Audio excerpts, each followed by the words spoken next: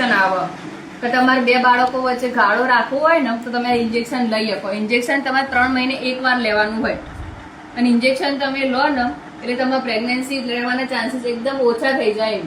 અને તમારે ઇન્જેક્શન ચાલે લેવાનું કે જયારે એક બાળક હોય અને બીજું બાળક લાવવા માટે તમારે વચ્ચે ગાળો રાખવો હોય ને તમે ઇન્જેક્શન ચાલુ કરો ને તો તમારે કઈ વાંધો ના આવે અને ઇન્જેક્શન થી કઈ નુકસાન થતું નહીં. અમુક વસ્તુ થાય કે તમારે માસિક અવર વધારે આવી જાય કાં તો ઓછું આવે એમ.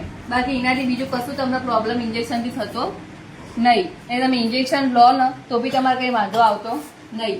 અને બીજું એક છે એક આ કોપરટી એમ તો તમે કોપરટી પહેરો ને તો બી તમારે વાંધો ના આવે એમ. તો કોપરટી થી બી તમારે શું કે બે બાળક વચ્ચે ગાળો રહી શકે અને આનાથી કઈ નુકસાન થતું નહીં.